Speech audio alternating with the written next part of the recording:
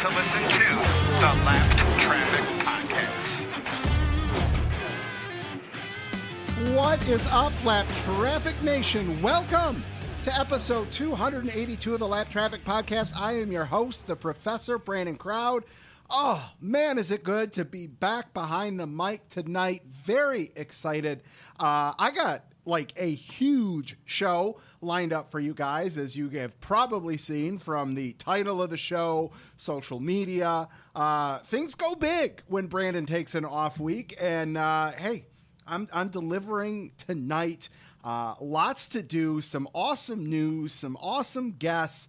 I mean, it's time to get into it, but first, what I got to tell you guys is that anything can happen during the second half of the NASCAR season. Experience the thrills, the drama, the acceleration on the NBC family of networks. The push for the playoffs begins this weekend in Nashville, Sunday, June 26th on NBC and Peacock at 4 p.m. Central Time. And join us the following weekend for NASCAR Road America, Sunday, July 3rd, 2 p.m. Central Time on the USA Network. Yes, NASCAR's made the switch over to NBC for this part of the season. I have partnered up with one of the promoters for NBC.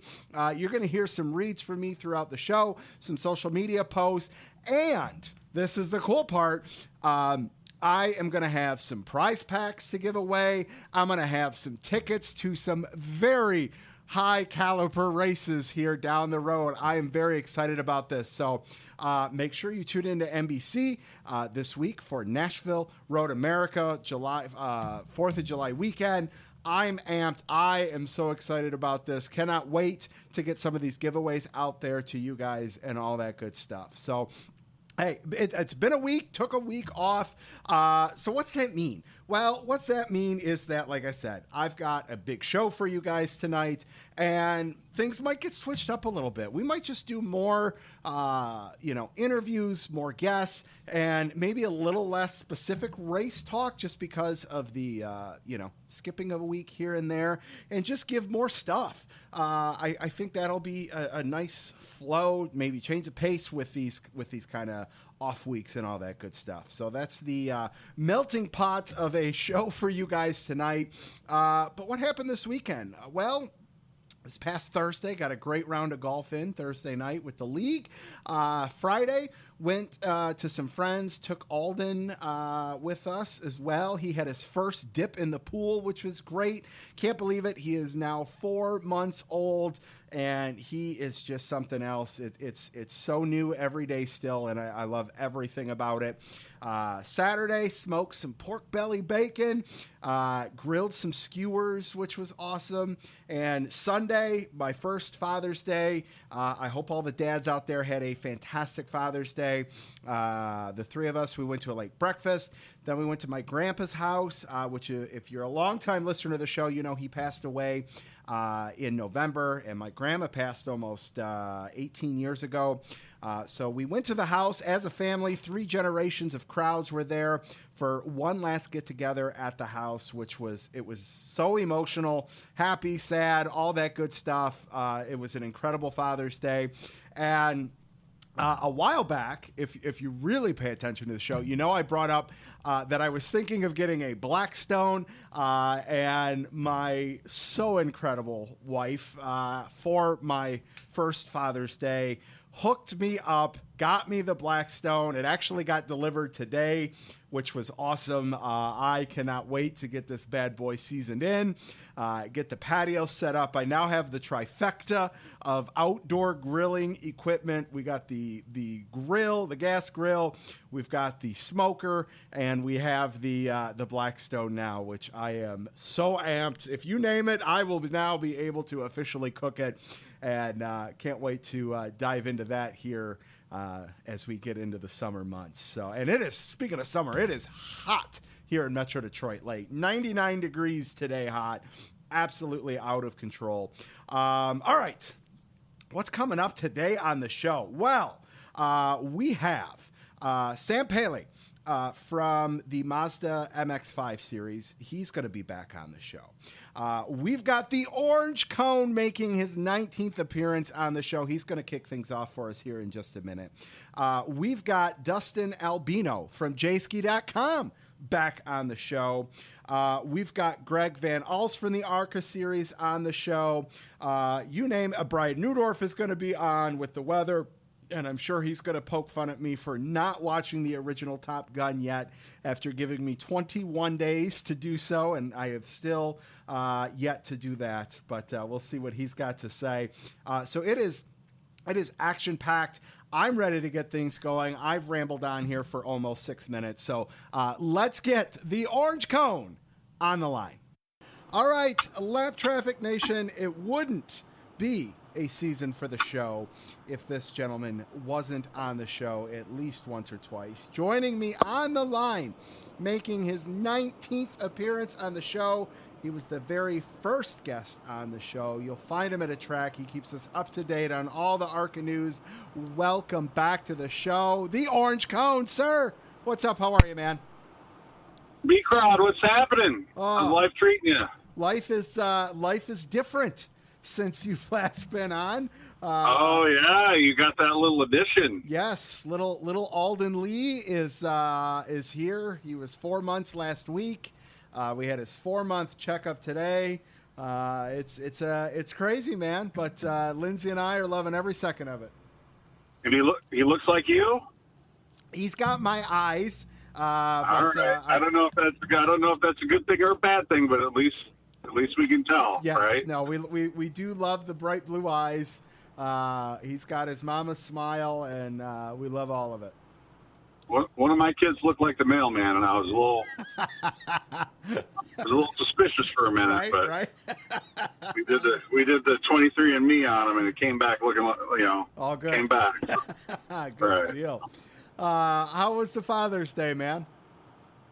Father's Day was really, really nice. I took that pretty Italian crazy lady out and played golf, and then we went home and had dinner with my kids, and they stayed the night, and yeah, it was really, really nice. And my daughter obviously is now 18. She's a young adult, and it's really I remember being where you are. Right. It doesn't seem like it was that long ago, Brandon. And I will tell you, I can't even imagine, count how many people told me, take your time because these days go by really fast. And at the time I was like, well, I can't wait. All these kids are driving me crazy. And, but it's true. The time does go by really, really fast. So from one dad to another, take it all in, enjoy it. As my grandmother used to say, it'll wash, man. Don't worry about it. They get a stain on their clothes. It's not the end of the world. It'll wash out. And that can be said with everything. Yes. There's really no problem that you're going to encounter other than the health of your child that is, that's worth getting too upset about. So, just enjoy it, take it all in, and just be happy you're only having one at a time because twins is a real thing. It's funny you say that because, and I'm sure you've got, we've gotten to know each other over the last 6 years here. Like, I am go. I burn the candle at both ends until something forces me to sit down for a minute. And, having a kid, trying to podcast, doing a real job, all the other things life throws at you. And, Lindsay literally has to force me to sit down, the first couple months. And now it's like, you know what? I'll take a week off on the podcast every couple weeks. I'm more willing to just sit at home on the weekend and just try to absorb as much as possible because it's crazy. Like, I looked, I'm like, holy, he's 4 months. Like he's already over 100 days and it feels like yesterday, we were still in the hospital. So yeah, I am trying to force myself to do that because I do not want to miss anything. I used to tell everybody that I used to go to the racetrack to get a little peace and quiet. So just enjoy those quiet days and enjoy the youth of not only your child but yourself. Yes. Because it's a lot harder to do when you're 50. Oh, Trust man. me. Well, I mean, Trust me. I'm but no, 40. you guys, I'll be 40, and it's like, damn. yeah. Oh. So you still got plenty of youth in you there, pal. So just remember. And, 10 years from now or 15 years from now, you'll be looking back on these days with a lot of fondness. Take a lot of pictures and absolutely. And take it all in and enjoy it. And that's a good thing. Yes. That's a very good thing. Yeah. Well, speaking of racetracks, man, you've had a couple busy weeks from Charlotte to Ohio up to Michigan. What you've been hitting the tracks, man? Yeah, so I'm having a real great season. My duties, of course, full time are with the ARCA series, and I have so much fun doing that, Brandon. And the ability not only to go to the racetrack every week with our national tour, but then to do television for our regional East and West series, and that's given me the opportunity to do both on the same day. I get to work. Iowa 2 weeks ago, I worked a West race at Sonoma, did the broadcast for that, and then went downstairs and worked our race that night. So it's been a lot of fun. It's very busy. I've got my hands in a lot of different pies, and I'm living a dream, man. And anybody who knows my background knows I've been around racing my entire life. Yep. I've never really taken it for granted that this was what I was going to be able to do. I never wanted to be a name dropper and get a job that, I'm only getting that job because I'm someone's nephew or someone's grandson or someone's, best friend or any of that stuff. Sure. I wanted to get to where I was getting, based on my own merits. And, for someone who watched so many of these races on television and worked, as the internet radio guy or the track announcer or, whatever other, job that, really needed to be done, but wasn't really this glorious thing, to be able to come and work at the racetrack and work in an integral role. And on top of that, get to do a little bit of television broadcasting really is a dream come true. So I'm taking it all in, and, it has probably slowed down my prolific Twitter career, but,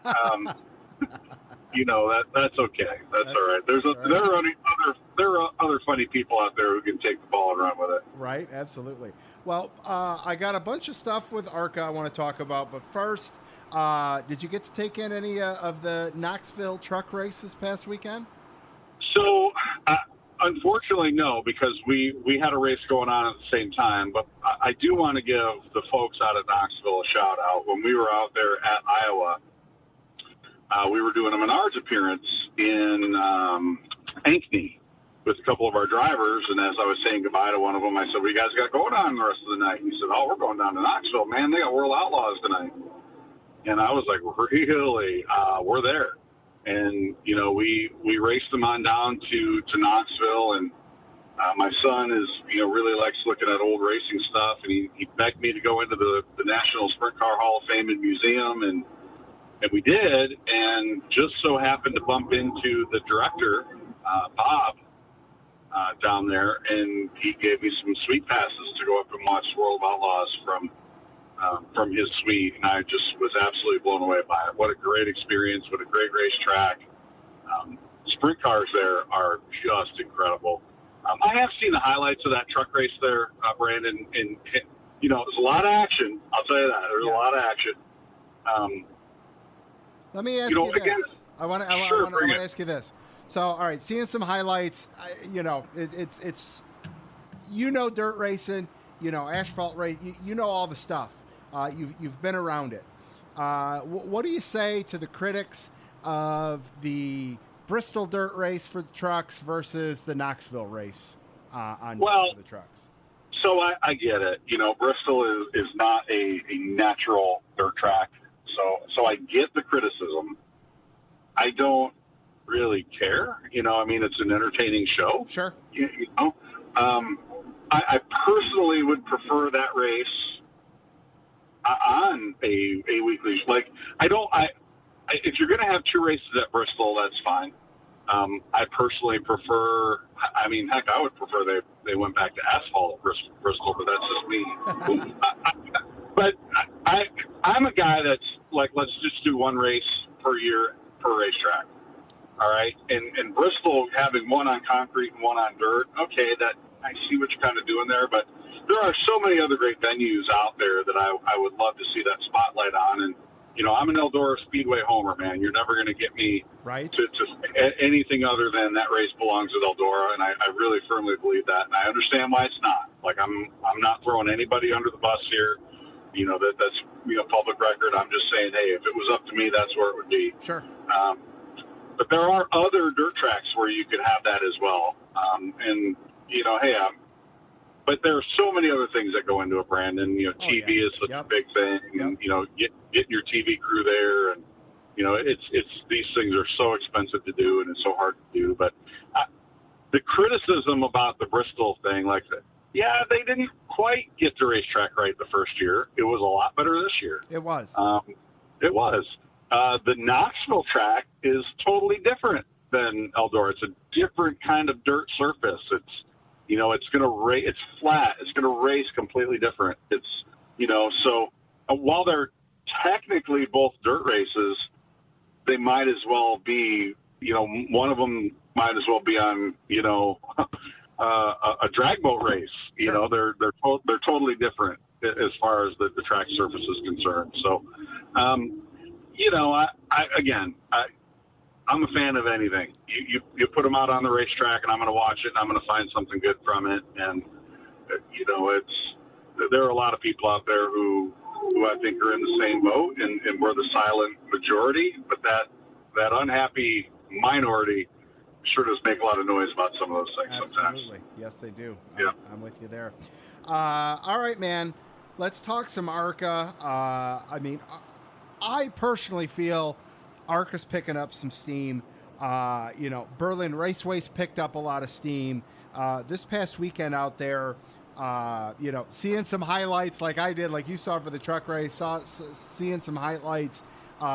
It looked like the crowd was into it. The racing was great. What was it like taking things to such a historic short track, home away from home in Michigan there at Berlin Raceway, Jeff Striegel's track. There's so many 6 degrees of separation with that. It's really cool. Yeah, man. So, ARCA, look, everybody remembers the high water days, back when the Gen 4 cars were being phased out and we had 50, 60 cars showing up every week. And, it seemed like everybody and their grandson was coming and running ARCA races. And yeah, we'd love to get back to those days. No doubt about it. We absolutely. But, we're unfortunately there's been some economic things have happened, and there's been some technical things that have, cars have changed and whatnot. But all that being said, we are on a bit of an upswing. We've got some increased car counts. Crowds have been great. Television ratings have been up across the board. All of our TV partners are very happy with the increase in their numbers. And we've got a great new deal with Flow Racing for, the East and the West races, and then our, streaming our MAV TV races as well. So there are a lot of real positive things. And then on top of that, we've got a partner in Menards who is just not only great to work with, but, has brought in so many of their vendor partners that are great to work with. And, that's a really solid relationship that gives us the opportunity to go to some of these cool places like Berlin and Elko and Iowa Speedway. And, of course, our championship event here at Toledo Speedway. So we've got a little bit of momentum. We'd like to build on that year to year. We've been up. I think every race but one this year, we've been up as far as car count is concerned. I think, TV ratings have been up every week. So, we're going to take that momentum. We're going to run with it. That's great, man. I'm so happy to hear that, because we weren't talking about that a couple years ago. So, that's fantastic. And, I think when you go to a place like Berlin, I think, people obviously are clamoring for that short track feel, big attraction. People know some of these ARCA names, and people, know some of these tracks now because they're starting to get some publicity, like with the Advanced Auto Parts Challenge. We got to hear about some of these tracks. So you combine that with the ARCA series, to me, that just screams success for, a race. Right. And the great thing about ARCA, and whether it's our main ARCA Menard Series tour, or whether it's the East and the West, we go to some weekly racetracks still. We were a part of the weekly show at Berlin. They had their limited late models and their sportsman cars. Next week, we'll be a part of the weekly show at Elko. That's incredible. Yep. That you can bring in a nationally televised tour and do that at a weekly racetrack. And I remember going to Flat Rock Speedway when I was a kid and seeing ARCA, as part of their weekly card there. And it was so much fun.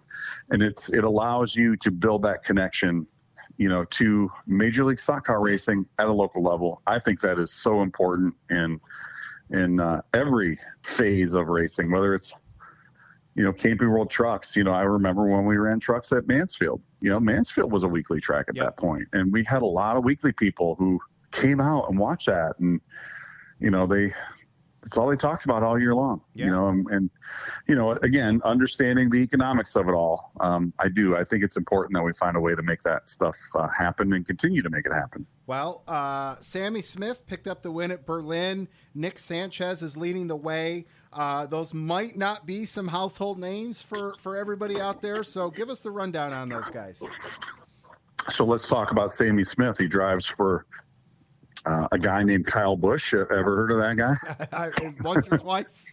Yeah. So Sammy, you don't get that ride without being a pretty good race car driver. Right.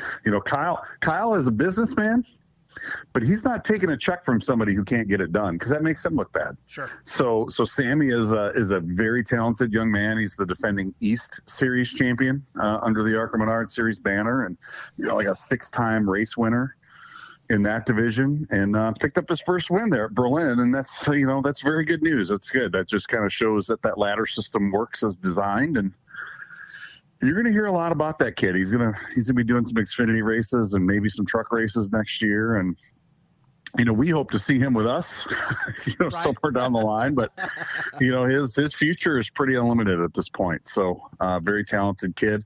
Rajat Caruth. I cannot say enough positive things about Raja. Just a tremendous young man. A lot of people are going to focus on the drive for diversity aspect, and that's very important. Don't get me wrong. To be an African American driver and break down the barriers. Absolutely. That he's going to break down is phenomenal. I just think he's a super kid. I like him. I like his dad. They're great people. Bring a lot of enthusiasm to this, and they bring a fresh set of eyes. They're not racing. They're not a racing family. Raja, came to racing, a little bit later in life, and was just a fan. He doesn't have like this familial tie to, historic. My uncle, my great uncle was a racer at such and such racetrack. No, he doesn't. He's just a kid who went to a race and fell in love with it and found a way to make it happen. He's like a first generation racer, which is pretty rare these days. Yeah. And he does. He brings a fresh set of eyes and a great perspective on life and a lot of enthusiasm. And I can't wait for him to win a race, man. It's gonna be so much fun. It's gonna be pretty cool and pretty historic at the same time. ARCA has never had a black driver win a race, so that will be cool. That's and awesome. his teammate Nick Sanchez, same thing. He's got a little bit different personality. Nick is a bit quieter, a little bit more introverted, but he and his family, again, great people. His mom is one of my favorite people in the garage area. She is always smiling, always just chewing on those fingernails, just nervous watching her boy out there. And Nick has really started to get it done. He's got a feel for these cars. He's really shown that he can get it done, and I hope he gets a shot somewhere up the line, because I think he's someone who, if he gets the right breaks, he too can have a pretty unlimited future at this deal. That's awesome, man. That's cool. we also get some NASCAR names back in the ARCA series. Brandon Jones, couple wins this year, eh? Yeah, Brandon's 2 for 2. He spanked him a couple of times, and we'll see him a few more times before the year's over with. Again, Brandon drives the Menards car for Joe Gibbs Racing. They're in the Xfinity series, and there are some, vendor partners that want to get involved in ARCA, and Brandon is the perfect ambassador not only for them, but for Menards as well. And hey, he's a known name that's going to sell some tickets.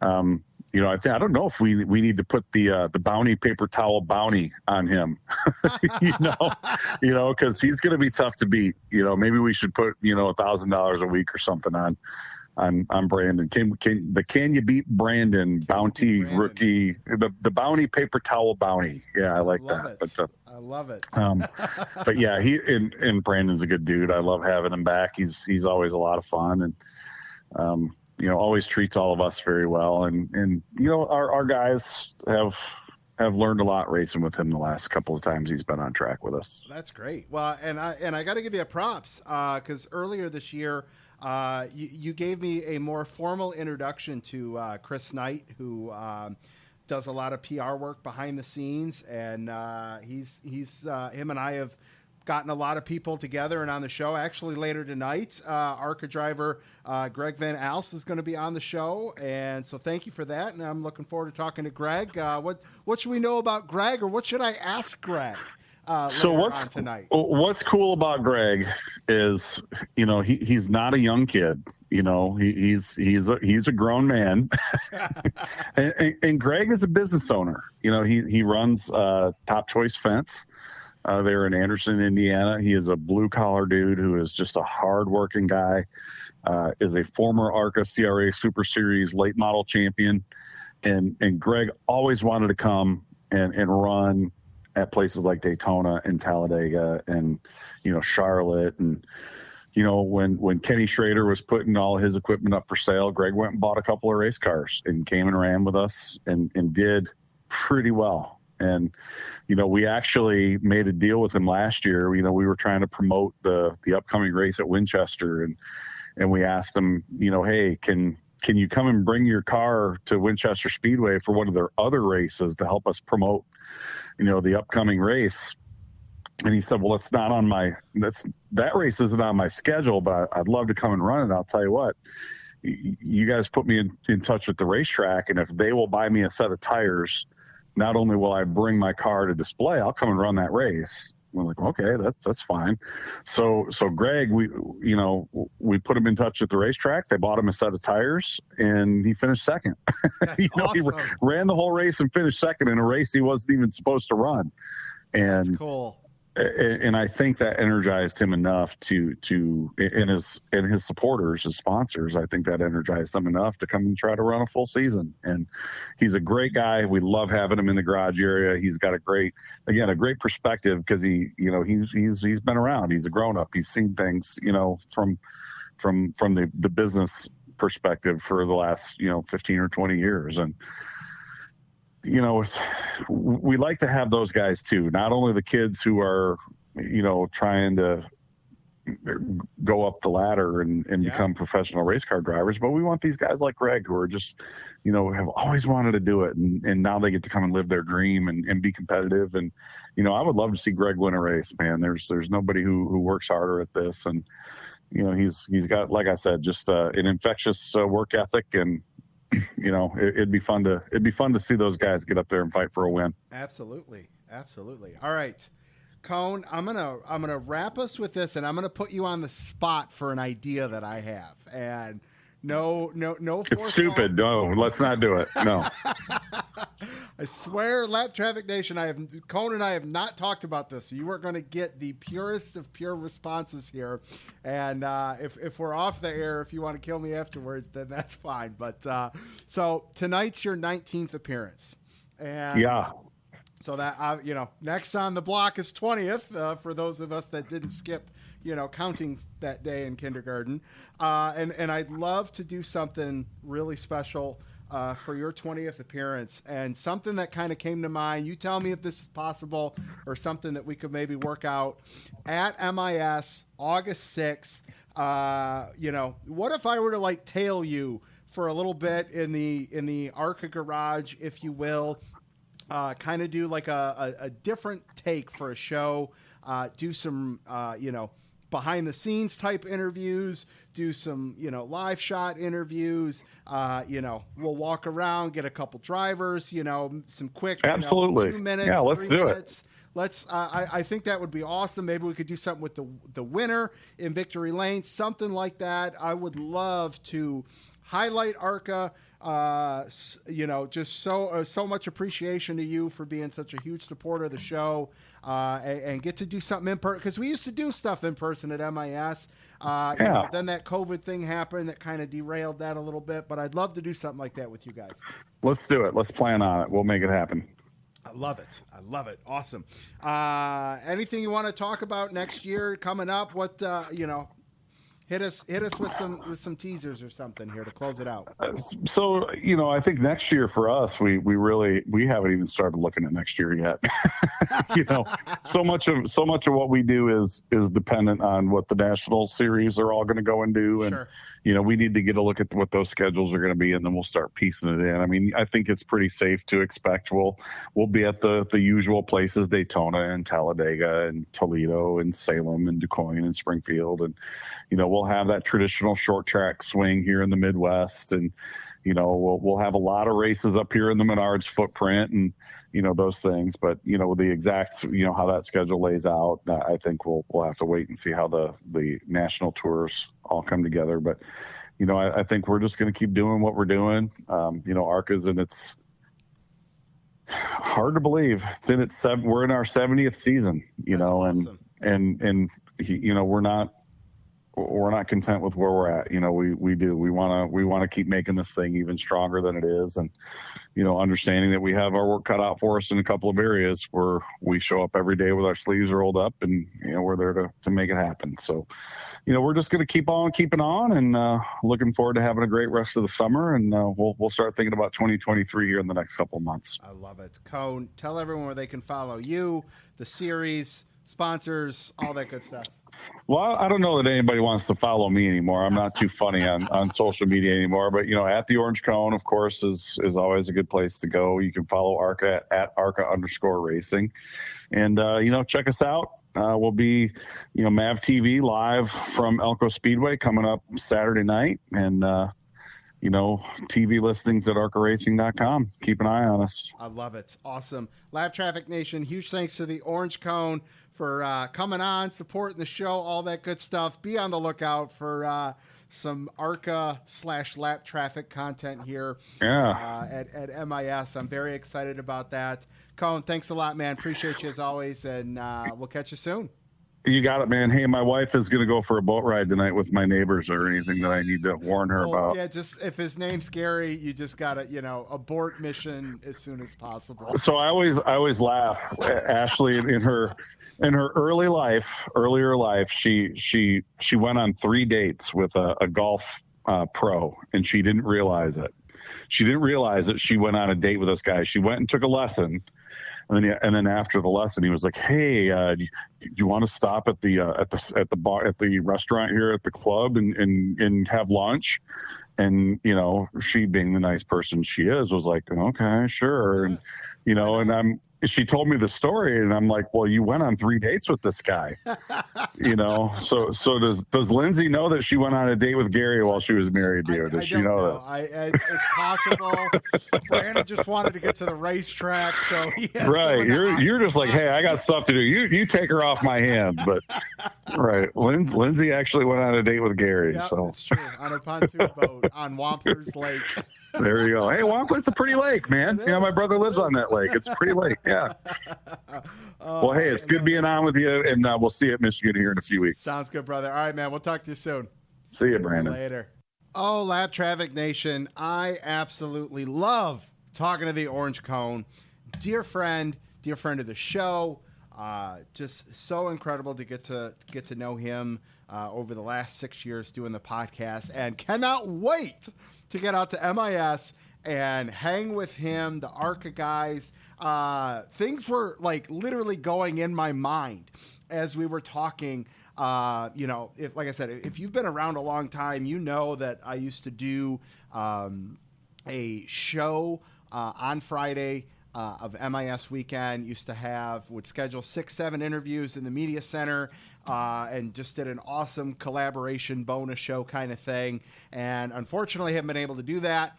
And this would be a really cool twist to that for my home track, Cone's home track, an awesome ARCA race at MIS, and just kind of Michael Waltrip gridline it during the day and see what we can put together from a show perspective. And I think that'd be great. So be on the lookout for that. All good things coming down the road. So, all right, there's that. Let's, just so many things to bring up for if you've been around a minute. If you've been around a minute, you guys know that Jayski.com is big supporters of the show, and Dustin Albino, he's been a big supporter of the show, and it's been almost 3 months since he's been on, and we used to do like a bonus show every few weeks, but then a kid happened and that threw a wrench into some stuff. But nonetheless, there's lots to talk about. So let's get Dustin on and see what's going on. All right, Lap Traffic Nation, joining me on the line, making his 13th appearance on the show from Jayski.com. Welcome back to the show, Dustin Albino. Dustin, what's up, man? How are you? 13. Lucky good 13. Number, right? Yes, sir. Lucky, unlucky. Hopefully it's lucky and this will be a good episode. Right. Yeah. At least with my little portion. But good, man. It's been a long time. Haven't heard I haven't been on here in 3.5, 4 months. It's been a long time since I've seen you. March 1st, man. It's crazy. Like it's I need to get Dustin on, and then it's either like, well, I'm gonna take a week off, or something happens, and it's like I just had to pull the trigger and finally reach out to you, because I just thought it was so rare that the Xfinity Series had back-to-back off weeks. I'm like, that's odd. I got to talk to Dustin. So I reached out to you. Outside of like the Truck Series, when they go on some of their lulls during the summer or even spring at the beginning of the year, you really don't see back-to-back weeks off in NASCAR at any of the levels. No. You had the Olympic break last year, which was needed, but having only one off week this year on the Cup side, I mean, it's a grind this year, and we're about to go for 20 straight weeks. So we'll have a lot to talk about, a lot to preview. Absolutely. All right, Lap Traffic Nation. When Dustin's on, we are going to start things off with some wrestling. And right before you came on, we were like, building up. We were post Royal Rumble, getting ready for WrestleMania, and man, have there been some news things breaking in wrestling. Side note, I got to tell you this, and this is a little teaser. I don't know if it's going to happen or not, but for those of you that may have heard, a WWE wrestler by the name of Sheamus is the Grand Marshal for Nashville. And I reached out to Nashville's track PR guy, and I'm like, hey, is he doing any media availability? And he gave me their PR guy. He actually responded and said, get a hold of me next week and we'll see if we can't make something happen. So wow, Sheamus might be on the podcast. I don't know. And I will lose my shit if that happens. So I've gotten to interview or speak back and forth with at the track, and especially the last couple of years, especially this year, like NASCAR and WWE, there's a big cross promotion. Huge. It seems like every other week, and really lately every week, there's at least one person from WWE at a NASCAR race. Yep. So that'll be really cool if you get Sheamus on the show. I think, I'm not holding my breath, but the communication has been there. We'll see what happens. So be on the lookout. That might be a full disclosure pre-recorded thing that gets dropped in next week's show, but fun nonetheless. He's a good one too, because he's couple of years since 2020. He was at the 500 that year. This year he's been at the Clash and now Nashville. So, he's at least someone that's interested and wants to continue coming back and supporting NASCAR. Absolutely. So I know he's native to Nashville, so that's a tie-in too. But that'll be a big get if you get him on the show. Absolutely. Yes, sir. All right, man. We got Sasha Banks, Naomi. We got the CM Punk injury. We got the Cody Rhodes injury. We got Brock Lesnar. We are staying far away from Vince McMahon, but there's a lot there. I'll start with this real quick. Do you by chance listen to, because I know there's a ton of content for everything out there. Have you checked out Stone Cold Steve Austin's Broken Skull sessions, specifically the Cody Rhodes interview? I try to watch all of the Stone Cold Broken Skull sessions. I did get the Cody Rhodes one. I have not watched the most recent one with Jeff Jarrett, but that's a good one. And the one before Cody with the Dudley Bubba Boys. Ray? Oh, that was a really good one. Really good one. What I loved about Cody is so well spoken, just a wealth of knowledge. And the family history, and you just tie all three of those things together. Somebody from the business side of things, the wrestling side of things, the microphone side of I'll be honest, I wasn't a big Cody Rhodes guy in his first run with WWE because I didn't like the gimmick. And when you listen to Stone Cold's thing, he didn't like the gimmick. That whole start, it was just so blah. And it's like, this is Cody Rhodes. Like, how is this all that you've got for him? And, now we're seeing what the true Cody Rhodes is. Kind of like Stone Cold Steve Austin for me. Like the whole Ringmaster thing, like, what is this? But then you let them have their own personality and it just takes off, which is amazing. Yeah, the Rhodes family lineage in wrestling obviously is huge, dating way back to the, 70s, 80s, obviously with Dusty, maybe even before that. And I think Cody always felt like he was something. And you could see it too, right, from a fan perspective at times. But like you said, he was kind of being held down by creative. He went out and did AEW, created AEW, and he kind of became like their John Cena. Yes. And he's on the forefront of all these shows. The Go Big Show, I watched that. He obviously won't be the host of it anymore because it's on a Turner Network. Yep.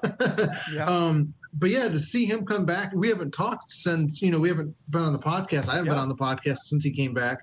The rumors were out there, for months that he was coming back. Yes. And the way they did it was just magnificent, I thought. It encapsulated everything, and it just, it was a good feeling for WWE, which over the last couple of years has not had a ton of great things going for it. No, I'm with you. And if Seth Rollins was the perfect WrestleMania opponent, the perfect follow-up, because Seth, obviously if Cody's coming back, he's not going to take a loss. Seth Rollins has enough momentum. He's a big enough household name to sustain a couple back-to-back pay-per-view losses, which is exactly what happened. And you don't feel like Seth Rollins isn't Seth Rollins, So it was the right build up, he was the perfect person to be able to have, a return match with somebody that's never even hasn't been on TV for that program in 6 years. Like they did that right. They hit it perfectly with that. They did, and I also think with Cody being out now with the injury, which was gruesome, and all the credit for him to get through that. Oh man, yeah. I've never had a torn pec, and I don't want a torn pec, especially with the way that looked. But I can't, I'm assuming the only reason he got the clear to go is because it really couldn't have gotten much worse. Right. But it'll be a huge return when he gets back, and I think if we're going to tie all this in together now with Brock Lesnar coming back, I feel like we're going to get a repeat of Seth Rollins cash in from WrestleMania 31. I think because they're going to be the main event of SummerSlam with Lesnar Reigns. I think Rollins is the favorite to win the Money in the Bank next month. And I think he cashes in. And then we'll get Cody Rollins for one of the titles at Mania. Right. Well, and that would set up perfect, like you said. I already read something that they're going to build.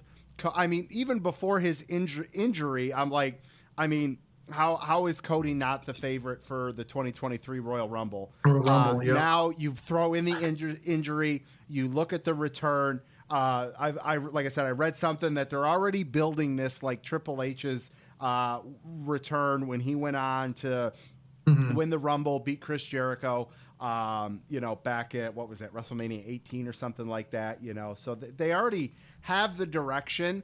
And there are sometimes for me, like, knowing that that's the direction, I'm still invested because it's something new, and it so is. I'm all in with that. What's not new is the main event of SummerSlam now between Lesnar and Reigns. I'm about over that. Oh my God. Well, all right.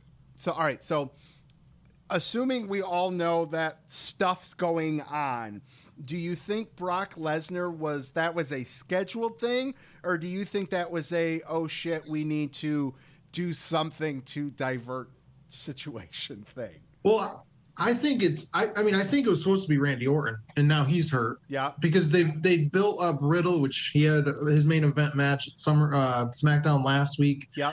They've been building up RK Bro. Randy gets hurt. At first, I thought it was in kayfabe. Like I thought it wasn't real. Yes. But it turns out it seems to be pretty real. So unfortunate there, because I feel like Randy.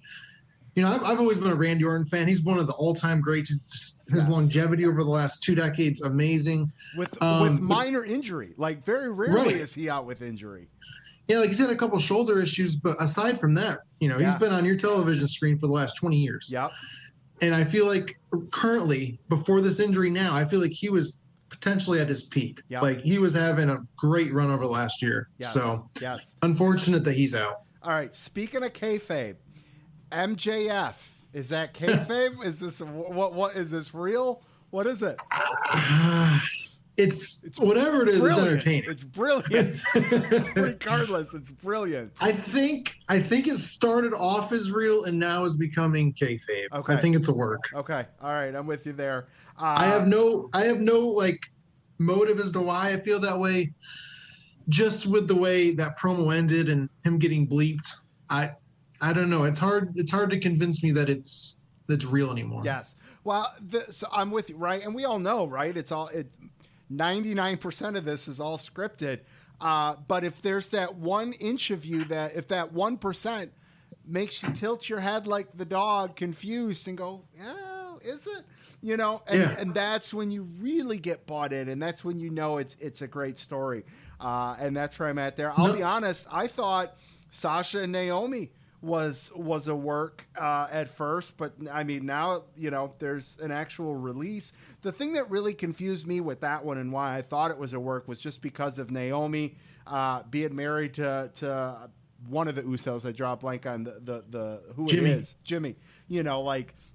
Man, like how does that meeting go? Like, hey, my wife's walking out, but I'm in one of the most popular stables of all times, kind of thing. Like that had to be a very interesting thing there. You could say the same thing with, like, to a lesser extent, Andrade when he's Charlotte married Flair. now to Charlotte Flair. Yeah. So yeah. I don't know that one. I feel like Naomi kind of bit the bullet and just, was supporting a friend in Sasha Banks. And now Sasha looks like she's on the outs with WWE, which is unfortunate because she is a very talented wrestler, one of the best, women superstars ever. Yep. I don't see her going to AEW. There's no way. No. I mean, I could see her doing a rap straight to thing. Hollywood. I can see her doing straight to Hollywood. Yeah. Yep. I'm with you. All right. Man, we at some point we need to consider doing some offshoot wrestling thing at some point in time because we haven't even scraped the surface on anything. And, people probably tuned out. Right? Yeah, they fast forwarded 20 minutes on the podcast. Oh man, that's awesome! I love it. There's not very many people. It's kind of like NASCAR, which is kind of the funny thing, like with the crossover. Like, you either have people that are diehards or they're not. And every once in a while, you'll get the, I tune into the 500 or, I tune into WrestleMania just because of the spectacle that it is, the marquee that it is. And it's like somebody like you and I that are both invested in both at the, you even more than me on the NASCAR side of things. It's the emotion and the energy behind being able to have conversations is just awesome. So I love it, man. especially on the wrestling side. Like you said earlier, if it makes you feel something, it's doing its job. Yes. Yeah.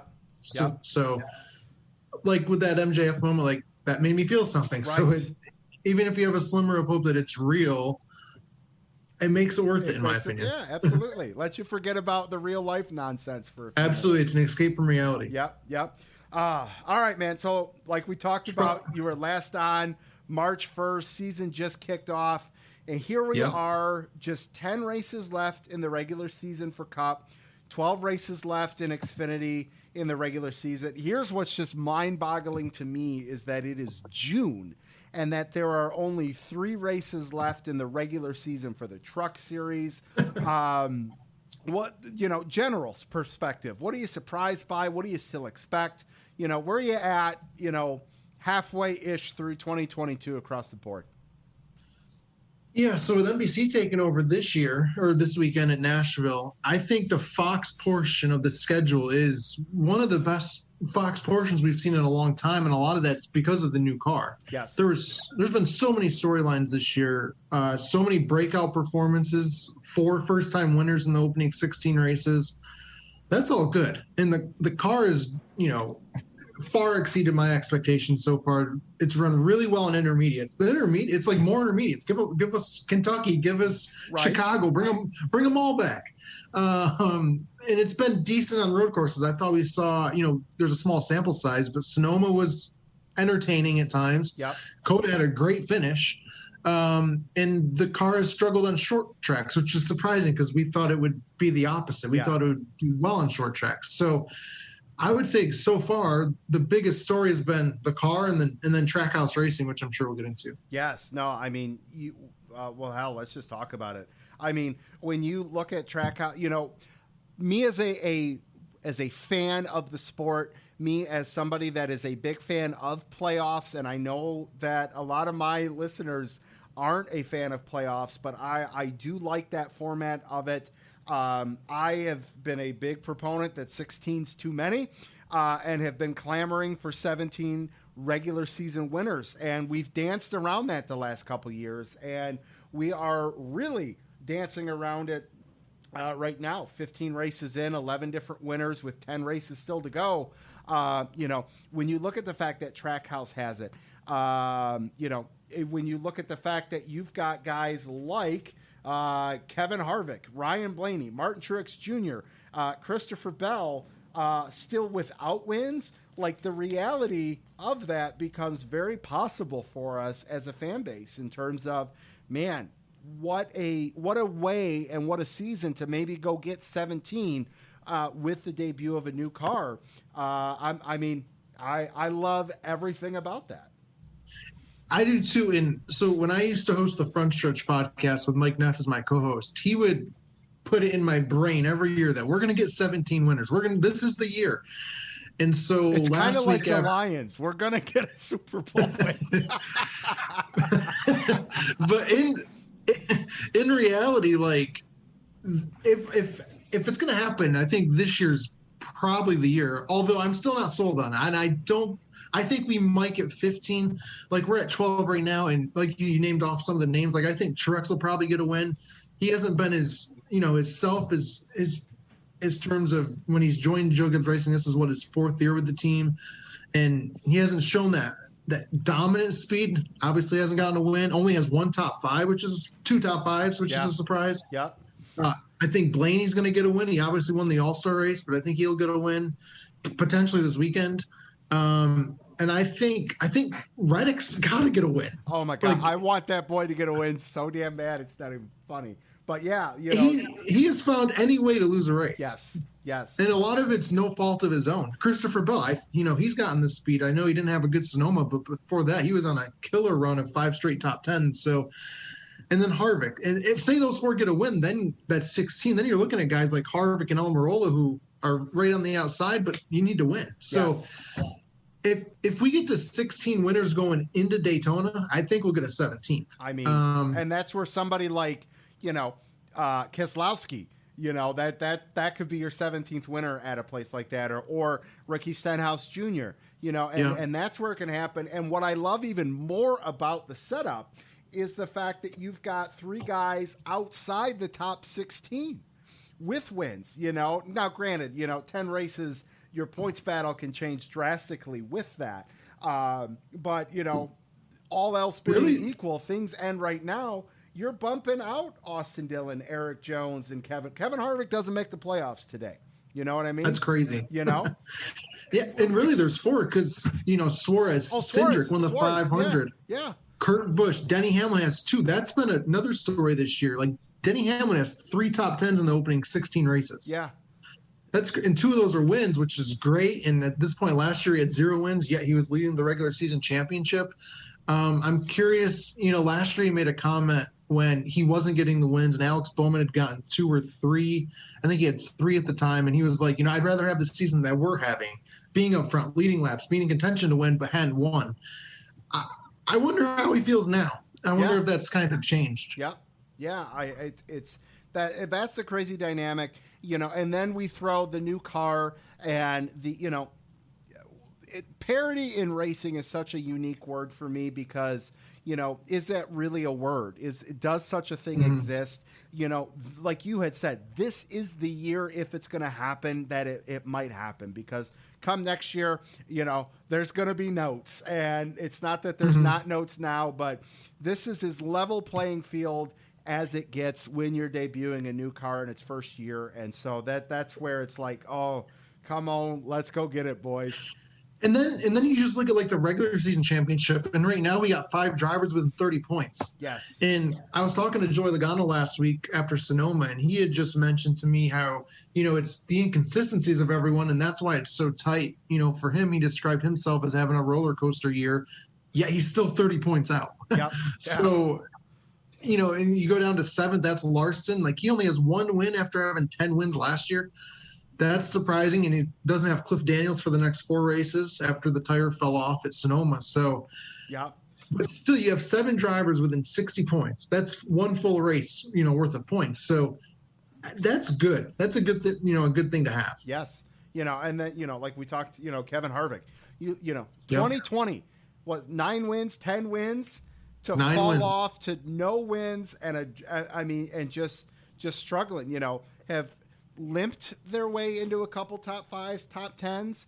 And I would put that on Kevin Harvick just being a veteran driver. It's right. Not that they had the speed. It's not that they had the fastest pit to pick up spots. It's just the ability of Kevin Harvick to outlast and be smart on the track.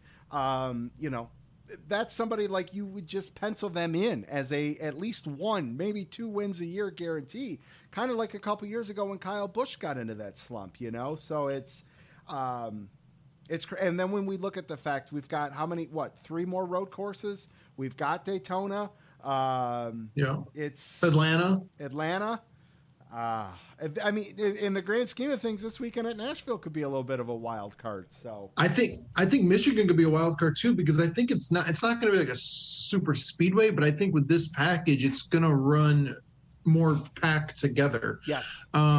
So, and 1 out of like every 5 races in Michigan's a fuel mileage race. So it wouldn't shock me and especially this year, like, when teams are either waiting on fuel or just, not waiting on fuel and getting out the pits as quickly as they can.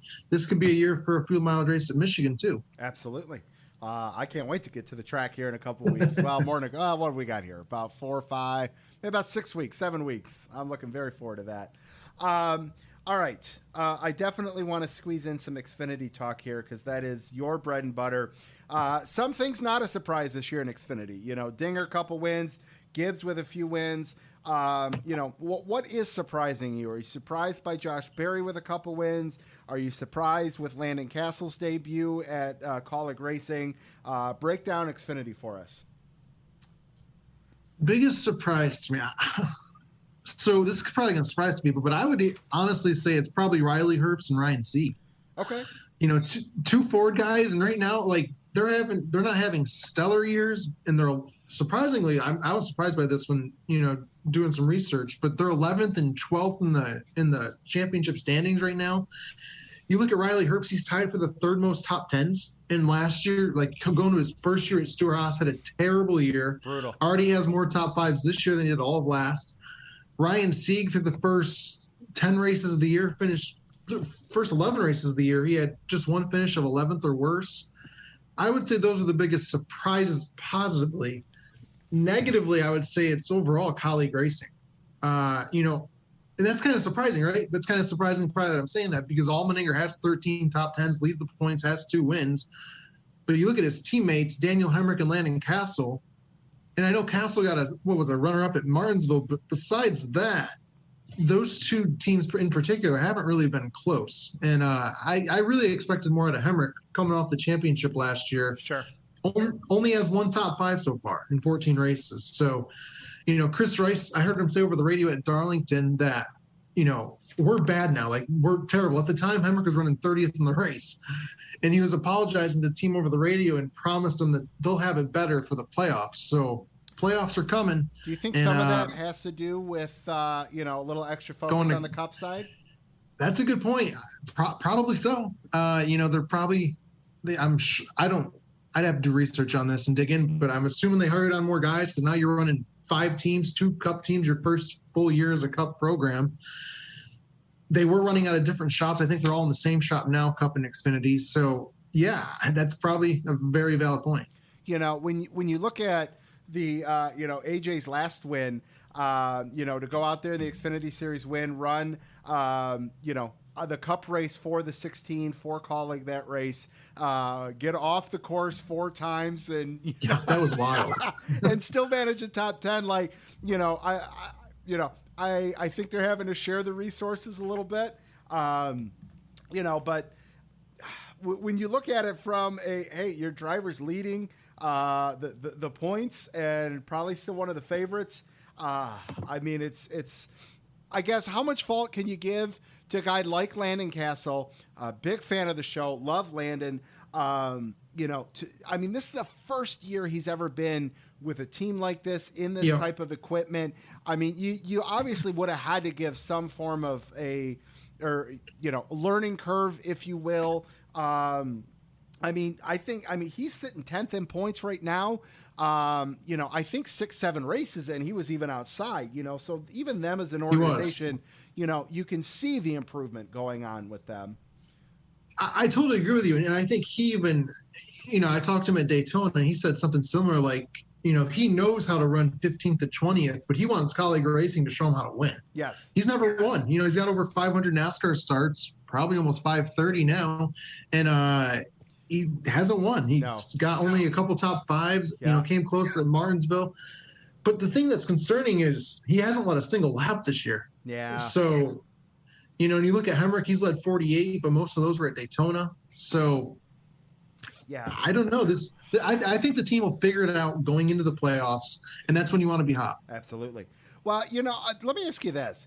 With today's format, we used to see guys, pre-bonus points, they'd stay out for that leading the lap, or they'd be concerned about leading laps. Like you said, he hasn't led a lap. If you got a lap, or if you got points for leading a lap today, we probably would have seen him stay out for a caution, or he'd have 10 laps led, which wouldn't mean really anything. I missed that. That was a cool, when points were awarded for laps. So that was, 1 point for 1 lap led, and then for the most laps led, you got like 5. Yeah, that was cool. And I understand why now, it's more simpler. It's a lot simpler math for anybody to do the points now. But I don't know, that is something that I do miss. And like you said, a lot of people would do that, right? Like if you're fighting around that bubble, if you're Ryan Sieg, like you'd probably do that because you're going to drive your way up pretty quickly from the back, depending on the track, to where you probably are going to be running. Absolutely. I'm with you. All right. So we kind of talked we talked some Cup already. We're heading to Nashville. We're heading into a pretty cool stretch. We got Nashville. We got Road America. We got MIS coming up. Where are we going to find Dustin at the track? What are you looking forward to this weekend at Nashville? Have you ever been to Nashville, the city itself? It's a cool little town, man. Sounds like you've been there. Sounds like experience. I went. I had a work conference there about 4 years ago, and I'll tell you a funny story. I get there. I actually left early. I took an extra day off because I've never been. I'm like, I want to go see this town, right? So I just had in my mind, being a country music fan that I am, like, I thought it was just going to be like podunk bars, wood floors, peanut shells, and like, low-key bands. Like, that's what I just visually had in my mind. And I get out of the airplane on a Friday night. I get to the Airbnb I'm staying at. I take an Uber to the Strip, and it is like Las Vegas crowds, like rowdy, loud, like elbow to elbow. I had never experienced anything, and it took me a minute to like shift from what I was mentally expecting. And I said that to somebody, and they're like, "Oh, dude, you got to go like 20 minutes outside of town. Go to this bar if that's what you want," which I did, and it was awesome. But yeah, it's Las Vegas without the casinos, is what it is. I've heard a couple people. I've never been there, but I've heard it referenced as like the Nashville of the South, or not the Nashville, the Las Vegas of the South. Yeah. If they got casino licenses down there, Las Vegas wouldn't last another 3 years, and they'd be shut down. I feel like.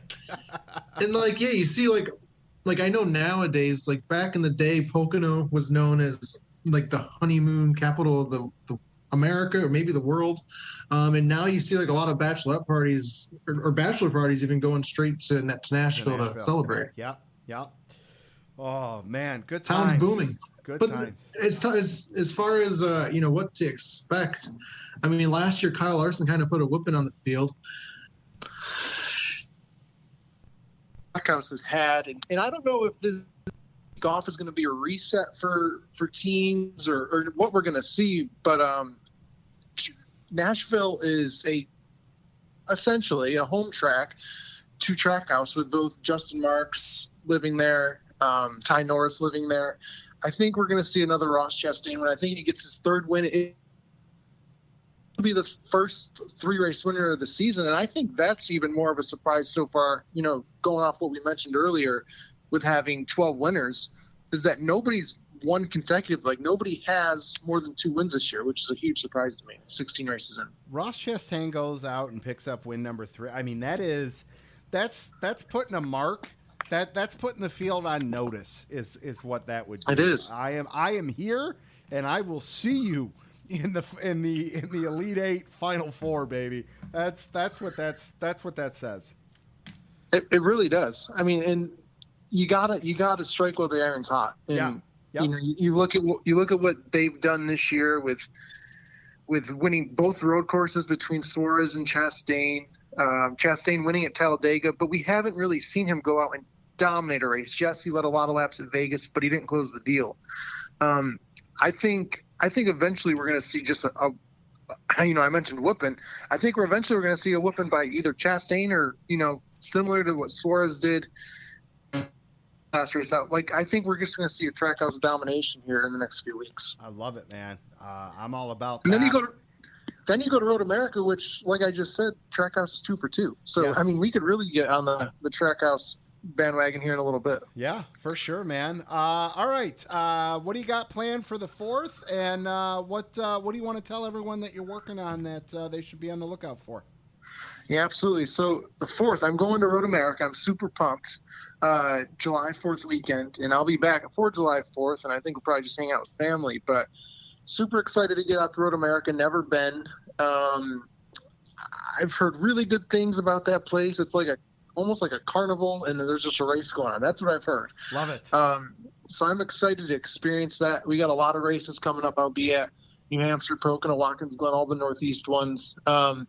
And then we get into the playoffs, and I'm sure I'll be at a few of those too, including Phoenix. So look out for me. If you're at the track, come say hi. And then as far as content, this week I'll have a piece out on Stephen Parsons, his move his mid-season move to Jim Cloud.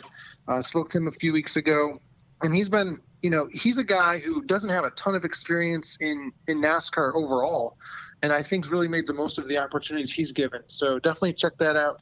It'll be on NASCAR.com on Wednesday. Awesome. Very cool.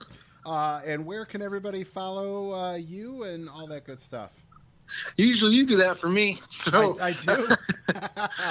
At Dustin Albino, at Jayski.com, all that good stuff. Listen, man, appreciate you coming on 13th. We'll have to get 14th soon so that you're not just sitting on 13 for a minute there. And, man, it was great to catch up with you. Great to talk some wrestling, some racing, all that good stuff. Have a great trip to Road America. Have a great 4th of July, and look forward to having you back on soon, brother. Yeah, let's not make 13 unlucky. No, I'm with you. Hope to talk to you soon, Brandon. All right, man. All right, Lap Traffic Nation, huge thanks, Dustin Albino with Jayski.com for coming on. Sir, we'll talk to you soon, man. All right, Lap Traffic Nation, great to catch up with Dustin Albino. Love talking with him. Love talking wrestling, NASCAR, all that good stuff. All right. How about some Lap Traffic social media? We're deep into this thing. Let's do some social media. All right, let's do a little Lap Traffic social media. Everybody, make sure you check out the website, thelaptrafficpodcast.com. You'll find all the fantasy updates there. You might even get a sneak peek as to who's coming on the show before it's announced on social media on the website. There's Facebook, The Lap Traffic Podcast, YouTube, TikTok, Twitch, Instagram, Twitter, all at Lap Traffic PC.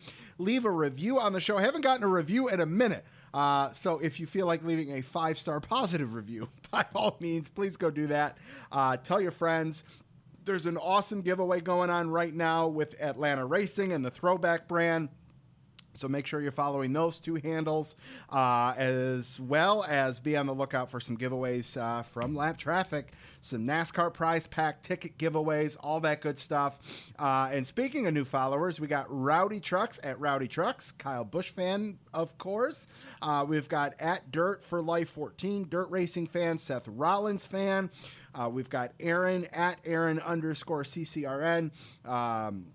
A Wildcats fan and a sports fan all around. Welcome to the show, guys. Tell your friends to come give a follow, come give a listen. And don't forget, I've got free stickers and koozies. All you have to do is go fill out the contact page on the website, thelaptrafficpodcast.com, and I will get those out to you. There's t-shirts, hoodies, mugs, and more on the website store if you feel like supporting. There's also a donate link on Twitter, all that good stuff. Not that I'm soliciting, but hey, if you want to help the show and all that good stuff, everything goes right back into it for sure. All right. And I got to remind everybody again that anything can happen during the second half of the NASCAR season. Experience the thrills, the drama, the acceleration on the NBC family of networks. The push for the playoffs begin in Nashville Sunday, June 26th on NBC and Peacock at 4 p.m. Central Time. And join us the following weekend for NASCAR Road America Sunday, July 3rd, 2 p.m. Central Time, only on the USA Network. I'm a big fan of the USA Network because you all know I'm a big WWE fan, and that's where we get Monday Night Raw. So, go check out the USA Network for sure. All right, let's keep things rolling. Let's get Mr. Brian Neudorff on the line. All right, Lap Traffic Nation, joining me back on the line as predicted, 3 weeks, not 2 weeks. You can follow him on Twitter at NASCAR_WXMAN, along with Aaron Studwell at Race Weather. Welcome back to the show, Mr. Brian Neudorff. Sir, good evening. How are you? I'm good, but again, I think we really do need to work on your communication skills, because I think I texted you like a week ago. I'm like, is there a podcast? Yep. It's my bad. I'm like, are we even? Sometimes I'm even like, is he still a podcast? Right? Is he still there? I know. It's definitely been a 2 week on, 1 week off kind of thing here lately. But so I'm not going to make any promises on. No, I don't either. I mean, I can't even remember what my last tweet was. So I have really literally no room to speak. How was your Father's Day, sir? Outstanding. I had all the kids home. My wife did a wonderful job. It was just really cool to have them around. And we went to see a movie, the new Jurassic World.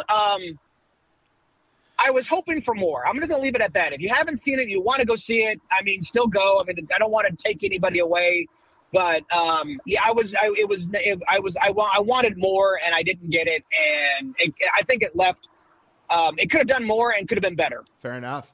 Well, speaking of movies, someone here with their 3-week homework assignment of watching the original Top Gun has come up with an epic fail.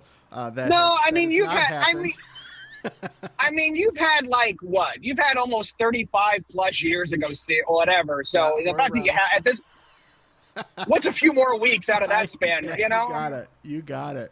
Oh. I mean, it's not like it's for free on Netflix or anything. Nothing like that. It's not readily. I don't even. That'd be funny. That'd be the one thing if I had to physically get in the car, drive to Blockbuster, and rent it, take it back within 2 days. Pay. Honestly, there's a ton of movies that I haven't even.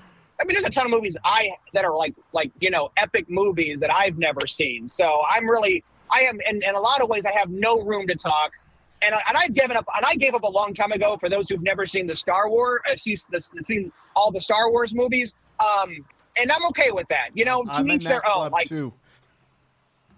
And you know what? But you've never claimed to be like a geek, so that's okay. That's okay. Now, you want to talk about Pirates of the Caribbean? See, I've only saw like the first 2, maybe. Okay. I will tell you, like, the third one was hands down my favorite by far. The Ocean's movies. I'm trying to think of what other. Now, I love the King Kong movies. I love those. And something that really most people probably would not peg me for were the Divergent movies. Okay. I don't know why, but I was a sucker for those. I didn't watch the last one, mostly because my wife didn't want to see the last one because she really liked the books, and I hear that last one really deviated really far from the book. So that's what my wife told me. So yeah, I mean, to each their own. You get a pass. Any opportunity I can to give you crap. That's all. That's all I'm looking for. Yes. That's really all I'm looking for. Happy to sign up for that. Absolutely. Well, listen, we are going to Nashville. Have you ever been to Nashville personally? I have, but it's been like a long time. I'm literally just like, I'm not that far, like 3 hours maybe. Yeah. I really should be getting to these tracks now that they're a lot closer to me, especially. But time, that's a big thing. Money, that's another thing. All of those things. Gas. I mean, yeah, right. Yeah, yep. That's. Was talking with Lindsay yesterday. I'm like, damn. Normally we stay out by the track, and things just aren't lining up for that for Michigan. I'm like, I'm going to have to commute back and forth 2 days at 90 minutes, each way. I'm like, damn, that's going to be a few $100s in gas. Just that true. But I mean, I probably would have done it too. Like when I would go to MIS, I would literally stay in like Toledo. Yeah. Yep. And make the drive because it was the cheaper hotels. Oh yeah, absolutely.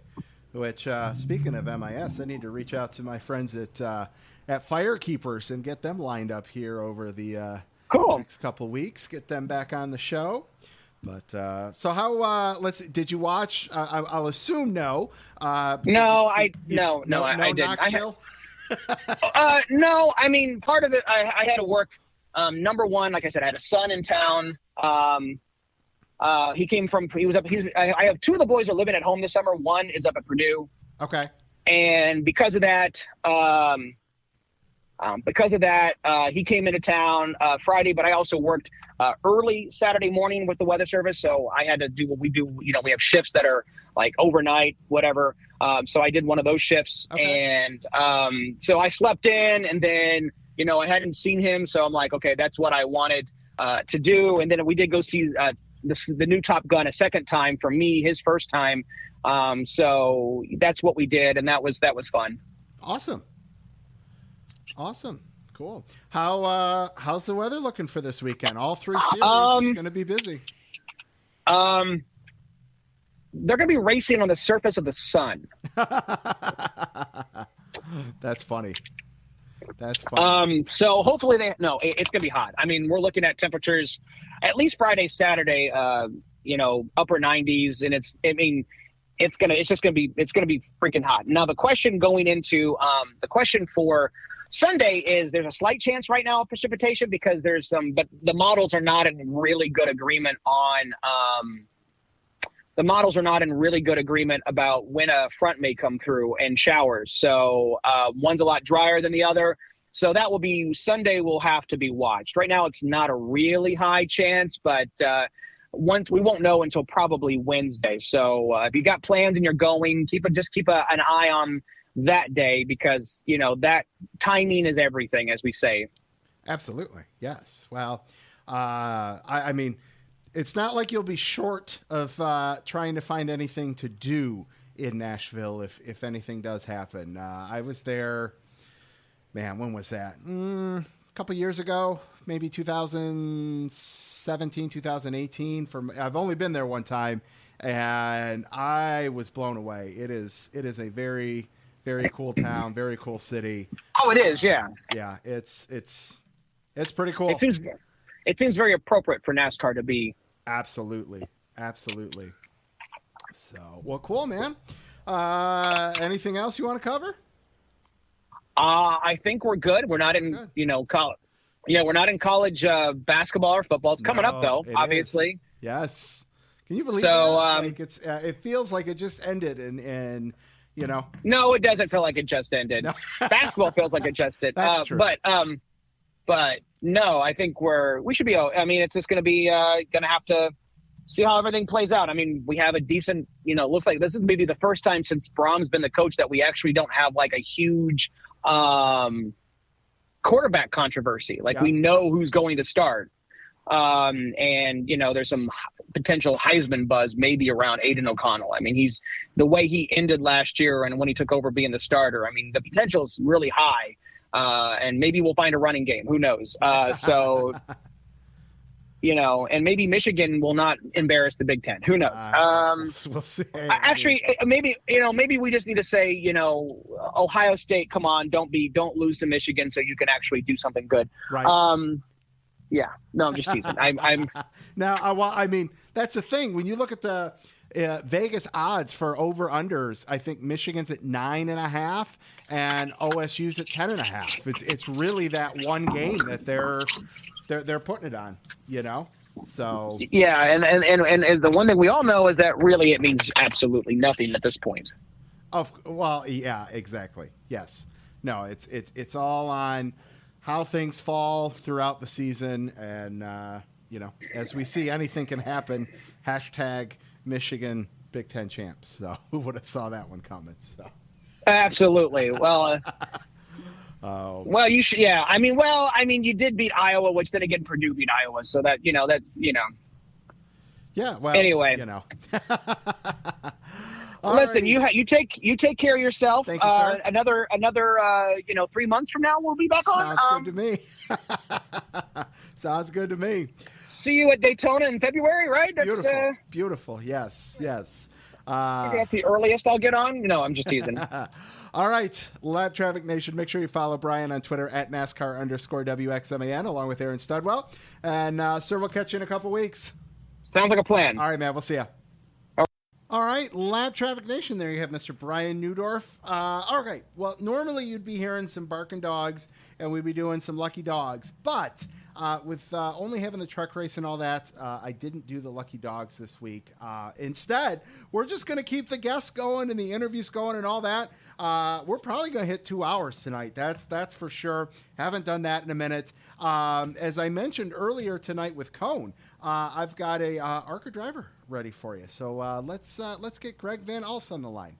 All right, Lab Traffic Nation, joining me on the line, making his first appearance on the show, he is the driver and owner of the number 35 Ford in the ARCA Menard Series with 4 top 10s through 7 races this year.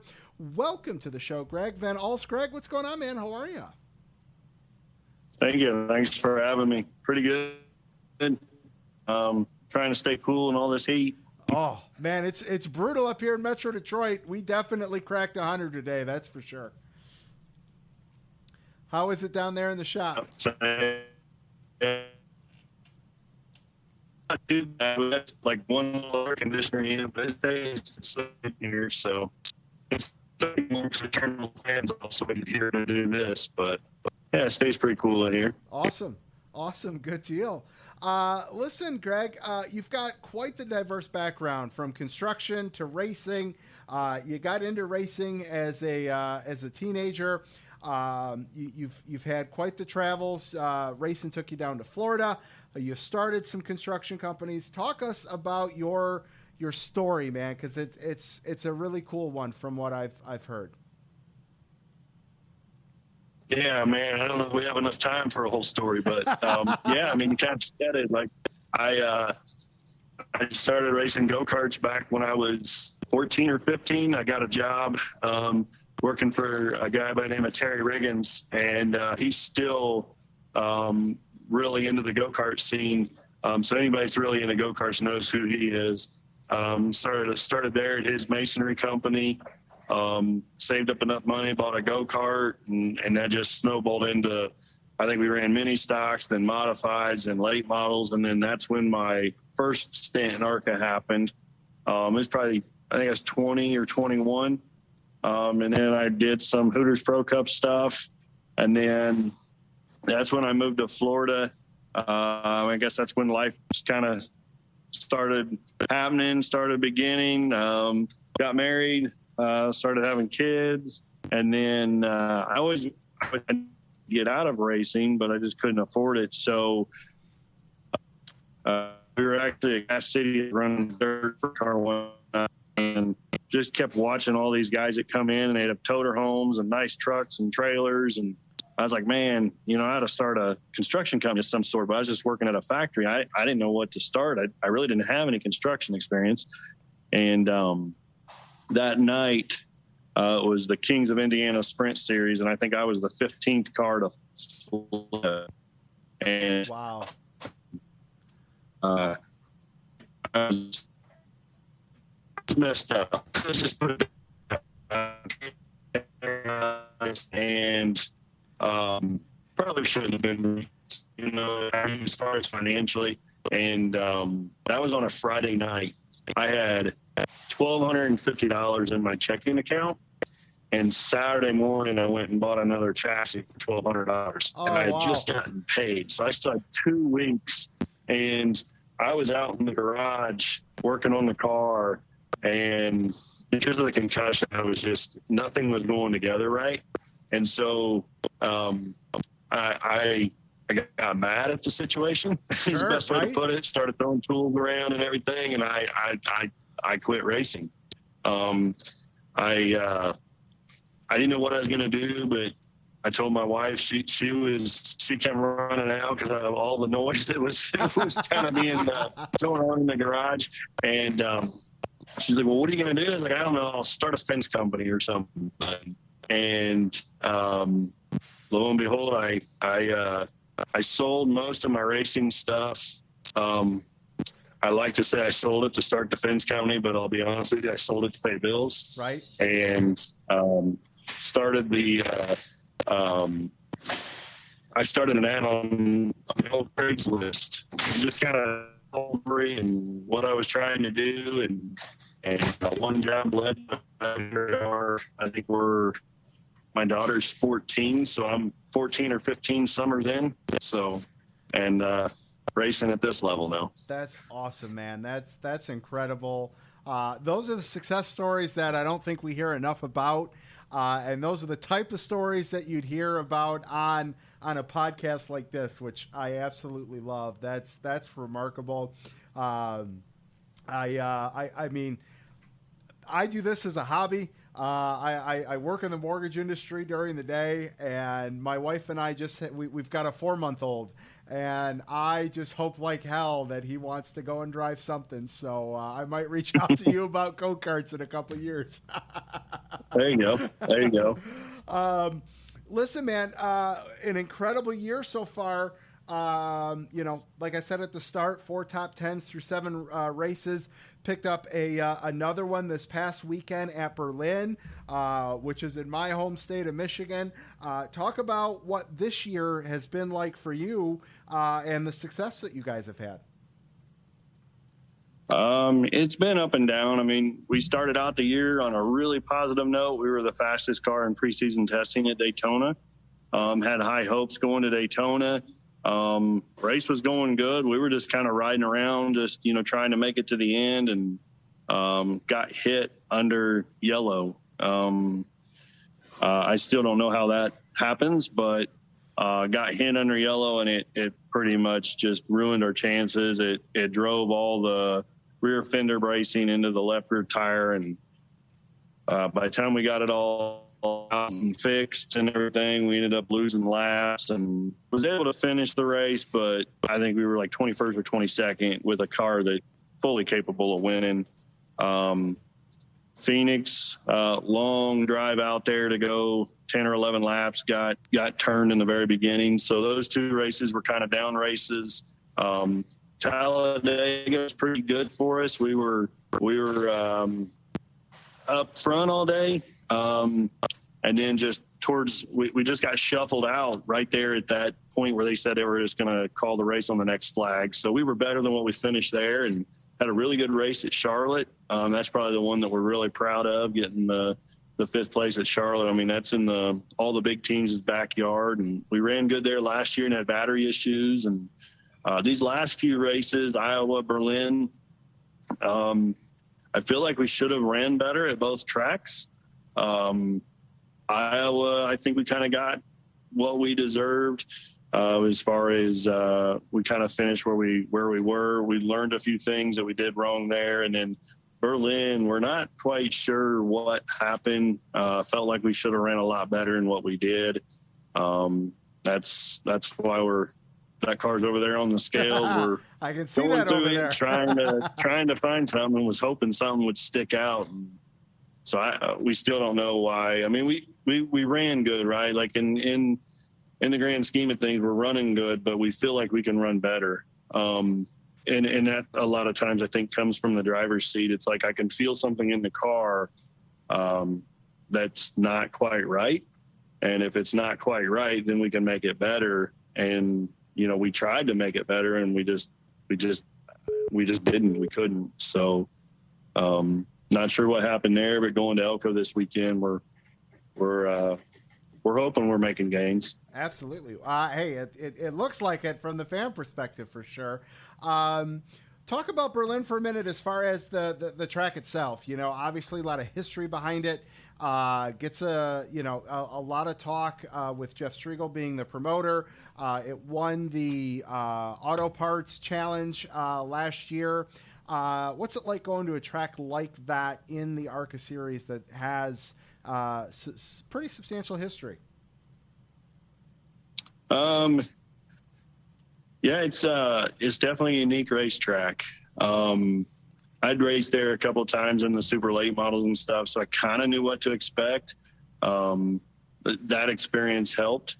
So yeah, it's definitely a unique racetrack. I love how they pack the fans, and then the fans are just right up there on you, during driver intros and everything.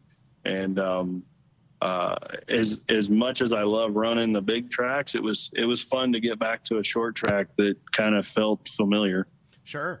Well, Berlin, short, like you said, short track here, couple weeks, you're going to be going to the big 2 miles at MIS, which is, like I said, it's my home track. I can't wait to get out there. What are some of the tracks, midsummer here that you're looking forward to get to? I'm looking forward to going to both Michigan, and then I'm really looking forward to going to IRP. Lucas Oil Raceway Park. That tells you how my age, right? So I'm really looking forward to going there. Ran a lot down there, so I feel like my experience there will help. Michigan last year, we were running good. We were running in the top 5. I think we finished 6th, but was running inside the top 5 for quite a bit of the race. So we're looking forward to going back to that one. Pocono, I'm kind of mixed on. Not sure, because we wrecked there last year in practice. So not sure if it was a driver error, a setup error, or, just Pocono being the beast that it is. And I'm nervous about Mid-Ohio and Watkins Glen. I've never ran road courses, and I don't know if time's going to allow us to do any testing or anything for road course. So I'm a little nervous about those, but going to those two places, my goal will just be to stay on the track and get what we can get. I mean, at the end of the day, like, we know what our team is up against and the teams that we're racing. And, we know that the guys in front of us in points, or the guys and gals in front of us in points, I mean, they go and test, and they go to different racetracks. They have sims, sim units to prepare on and stuff like that. And I mean, this is where you'll find me during the week. I mean, we're out here and in the barn working on the cars. And so sometimes we just don't have time to go test and things like that. Well, so that leads me to my next question. So, Lap Traffic Nation, Greg and I were talking via Zoom. He's in his race shop. He owns construction companies. So talk about breaking that down, from the, 9 to 5, if you will, to the working on the cars. How do you find the time? How do you split it all out, man? So my typical day, I start at the fence shop at 7. I will normally work till 3 or 4 o'clock and then come over here, just depending on what the workload is here in the shop. But, usually several hours in here. I mean, there's late nights, obviously. You can see behind me, the guys are, one of them's over here at the pit box. The other two on the other side, they're trying to put the brakes back on the pit box. We broke the brakes on it, and we got to unload it in the infield at Elko. So tonight they're working on that. We were working on the Elko car a little while ago.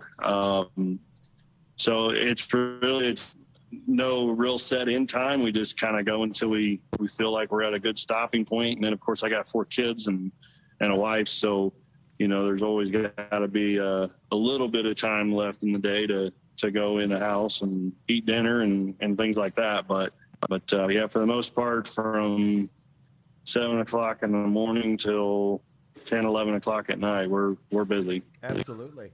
Talk about the sponsors for a minute. CB Fab, your company, Top Choice Fence. What's it like having your own company on your own race car and all that? Yeah. So CB Fabricating, the story behind that is, it's Chris Barkdahl. I met his son, Kyle Barkdahl. I did a fence for them, and I've done several projects. I know we did a fence and a deck for him, might have done a couple fences for him. And then I met Chris through his son, because I did a fence for Chris. And we've been partners for a good, gosh, I don't know how long now. And it started out, pretty small. He helped us powder coat a chassis when we were racing late models several years ago, and then it's grown from there. And it's kind of cool, because what I like about it is he does have other teams that he sponsors, and it helps out. Tyler Roaring, I reached out to him before Berlin, the week before he kicked everybody's butt in the sprint car. So, I was able to reach out to, quote unquote teammate, to get some pointers going to Berlin. But he does that, and he does the street stock. He does a couple other sprint cars with Brian Tyler, Evan Mosley. So those guys are all, I feel like we're all teammates versus, anything. So, it's pretty cool. It's a pretty cool relationship. He goes to the track with us, and he's different than what I would assume other sponsors are like. He's right down there in the pits with us, and he'll give a helping hand if we ask him to, or he'll take a seat in his stool and stay out of the way, just whatever we need him to do. I mean, he'll help push stuff to pit road and things like that. And then my company, we basically fence all day so we can race all night. I love it. There's no other way to put it. I mean, the fence company was originally started. One of the things I kind of promised myself when I started the company, if I was ever able to get back into racing, I was only going to go back into racing if I could do it right. And what I mean by that is like, it's no knock to anybody because I've been there, but you get guys that go out there and they're just doing everything they can just to show up to get to the track. And they're not, I don't want to say they're not racing, but they all have their own race. But like back in the day when I was running the Hooters Pro Cup Series, I would buy one set of tires, and we were allowed to have. Well, I would buy one set, and then try to borrow or get one of the teams to give me a set of used tires. I made the determination that I wasn't going to do stuff until I could go to the racetrack, and I was the guy that was able to buy our full allotment of tires and things like that. We set out last year in the ARCA series, and that's why we only picked a handful of races. And then once we got learning how everything worked, the ins and the outs of the ARCA series, that's, we were able to make that jump into running full time with CB Fabricating. And I've done some things inside my fence company to help it grow a little bit so I can do this stuff. That's awesome, man. What a great story. I love hearing stuff like that. It's so cool. The listeners of the show, I know, love that. So awesome to see that. Greg, where can everybody follow you on social media and keep up with what you got going on? So I'm on Facebook, I'm on Twitter, and I'm on TikTok. It's all under Greg Van Alst. I don't have any crazy screen names. But I'm not real active there because I've got to be here. So sure. I think I got several videos on TikTok, and they were all done in like a 2-week span before the season started.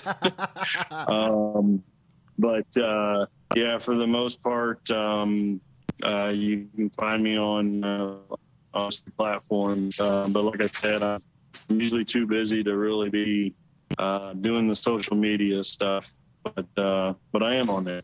Awesome.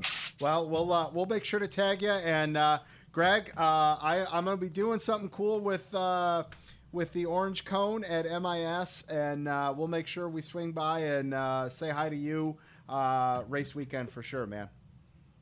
Sounds good. I appreciate it. Absolutely. Lap Traffic Nation, huge thanks to Greg for being on the show tonight. Greg, best of luck rest of the season, and we'll talk to you soon, man. Thank you. All right, Lap Traffic Nation, there you have Greg.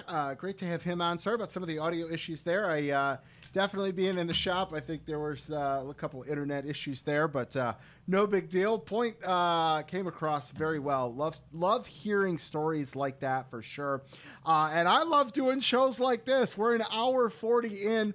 I got one more interview plus Lap Traffic Fantasy to close things out. For those of you that listen closely, Aaron Studwell, who does the weather every other week, has his sports management company and represents drivers across all different kinds of series, not just NASCAR. He works with Landon Castle. However, he also does some stuff with Sam Paley over in the Mazda series, and we caught back up with Sam this week. So let's get Sam Paley back on the line. All right, Lap Traffic Nation, joining me back on the line, making his second appearance on the show. He's competing in the Mazda MX5 Cup. We're making things a little interesting this year. We're diversifying. We're going outside NASCAR. Welcome back to the show, Sam Paley. Sam, what's going on, man? How are you? I'm pretty good. Thanks for having me on again. Absolutely, man. Glad to have you back. It's nice to kind of do these follow-up shows. Had you back on first time earlier in the season. Excited to hear how things are going for you. How was your weekend? Do anything special for Dad? Yeah, just had a pretty chill day back at home. Getting ready to go here to Watkins Glen in a couple days. So just getting everything ready, and then we're going to be on the road for 2 weeks, first at Watkins Glen and then Road America. So definitely exciting things ahead. Very cool. That's awesome, man. So like I said, you're on a while ago. Give everyone real quick just another overview for some of the new followers and all that on your racing background and how you got into racing. Yeah, so I'm 20 years old. In addition to racing, I also go to Indiana University. I grew up in northern Kentucky. kind of by the Cincinnati area. Racing wise, I've been racing since I was 6 years old. I started off like many other people in go-karts. And then when I was 12 years old, I went to the 3-day Skip Barber racing school. And that was my first time in a race car. And then did some Skip Barber stuff not too frequently for a couple years in addition to karting. And then when I was 14, I made my professional car debut in Formula 4 United States Championship. So I came from the open wheel side. Due to budget, I only did 3 half seasons of Formula 4 in 2017, 2018, and in 2020. And then 2020, I did 1 Mazda MX5 Cup race. And since 2021, I've been racing in the Mazda MX5 Cup. So made the transition a couple years ago, and I'm absolutely loving it so far. Very cool. So IU, we talked before we started recording, you're doing the finance thing, and it's in today's racing, unless you're an old school guy, like the Kevin Harvicks of the world, who even they probably get involved in some of this stuff. But you got to have that all-around aspect. You need to know the finance side of things from sponsorships. You've got to be the face of the sponsor at the events. You got to be the driver. You got to be, working in the garage. How do you manage all of that? Yeah, so like you said, in today's racing world, it's a lot more than just the on-track conduct. You really have to be the full package. So, like you said, representing sponsors, representing the team in good light while being quick on track and holding yourself to a high standard. So it's definitely busy, but it gives me, a diversified portfolio of skills that helps transfer into the racing world and getting rides and being more successful throughout all aspects of racing. That's definitely a thing, when it comes time, hey, drivers move, right? That's a thing, and that's definitely got to be a thing. Owners, future sponsors are going to look at not just the top 10s and checkered flags, but, the professional conduct on and off the track is a very big thing, across all sports. That's not just exclusive to racing, but that's awesome, man. Exactly. It looks like you're conducting yourself very well, which is really cool. So when you were first on, like I said, it was right at the start of the season. You were on the pole for Daytona. Walk us through what your season's been like so far. Yeah, so this season, I'd say it's been pretty mediocre. We're currently sitting P4 in the championship standings out of about 30 cars. Obviously, the goal is to compete for that championship, which we're very well still in the fight for.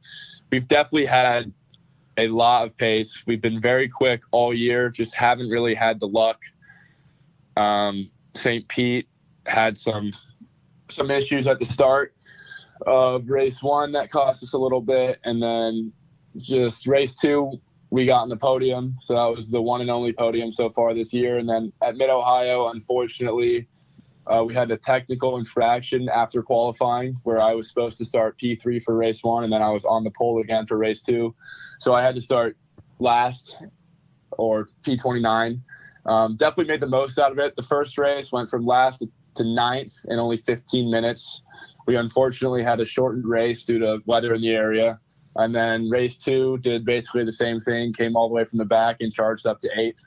So it was definitely a salvage job, but good points for the season, and looking forward, really hoping to get more podiums and more wins to propel us up the championship standings. All right, man. So all of what you just said has just made me think of like 9 different questions. I'll try to condense them. So, us in the NASCAR world, when we think someone's starting at the back, we talk about how many laps it took them to get up front. And you said, I got to P9 in 15 minutes. So obviously some very different rules from a race perspective. So for the NASCAR fans out there that are listening, walk us through, the fact that, you guys do back-to-back races at the same track. Walk us through, like qualifying, walk us through the timing of the races and all that kind of stuff. Yeah, so basically throughout our weekend, we have 5 official sessions, and that includes 2 practices, 1 qualifying, and 2 races. And your starting position for the races is determined by your 2 quickest laps in qualifying. And qualifying is a 30-minute open session. So all cars are on the track at the same time, a lot different than the NASCAR world. And you need 2 laps. And the big thing with our cars is the draft, like NASCAR, is a huge factor. So you need drafting buddies, you need people to work with, and 30 minutes is not nearly as long as you think. So you really have to get those 2 laps in quick. And then the quickest lap in qualifying sets your position for race 1, and the second quickest lap sets your position for race 2. And that's where you start the races. And then each race is 45 minutes, depending on who we're racing with in the weekend. Could be a Friday, could be a Saturday, could be 2 on Saturday, could be 1 on Saturday and 1 on Sunday. And the thing about these road courses across America, especially on busy weekends, is from one day to the next, the track is entirely different. So you have to factor that in with setup changes, driving changes. So, yeah, definitely an action-packed weekend. Qualifying is a huge deal. It's not ideal to start in the back like we did in Mid-Ohio, sure. But definitely had the pace to move forward. So just tried to maximize points and do the best that we could given the cards we were dealt. Now, are you guys allowed to make any changes to the cars after, the first race going into the second? Yeah, so there's no parts for May except during the qualifying session. So once you roll out for qualifying, you cannot make any changes during qualifying, but you can make changes in between the races. We're on new tires for qualifying, use the qualifying tires for race 1, and then we're back on new tires for race 2. Okay. So definitely a lot you can do. The cars drive pretty differently on new rubber compared to slightly used or older rubber.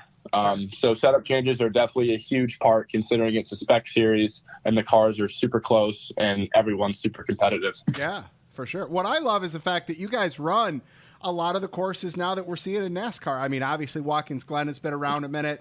Road America's been in the mix a minute. Mid-Ohio's been in the mix. The Daytona Road Course. I mean, so you guys are at a lot of those tracks, which is really cool. I'm intrigued by the time perspective of races. Like, we see some NASCAR races that get just so incredibly long. Does time stop for cautions or red flags or anything like that? Or how does that work for you guys?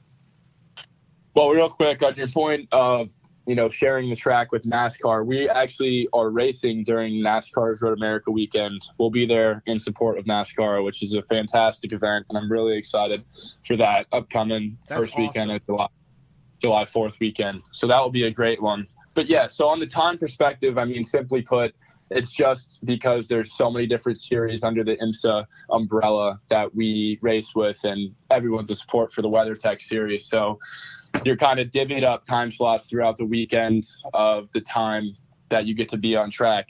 So unfortunately, the time does not stop it will stop for red flags, which aren't really that common, okay, I'd say.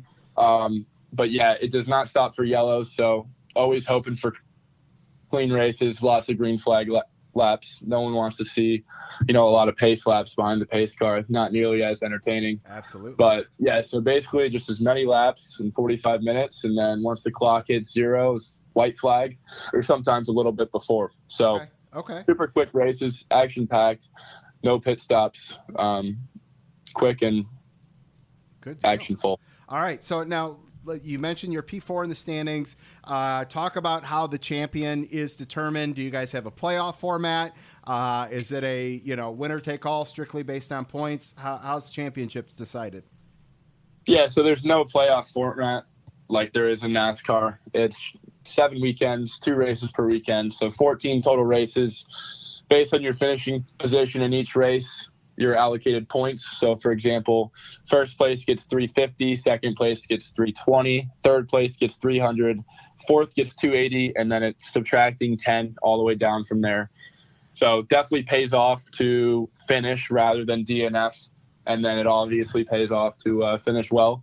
And then at the end of the year, they're actively added up, but at the end of the year, whoever has the most points wins the championship and also wins a $250,000. And then there's the rookie championship, and then prize money is given out all the way down to 10th place. Awesome. All right, so you're in the hunt for a couple things there. That's pretty sweet. What's the plan for next year? Are we running this series, same team? What can you tell me about going into next season?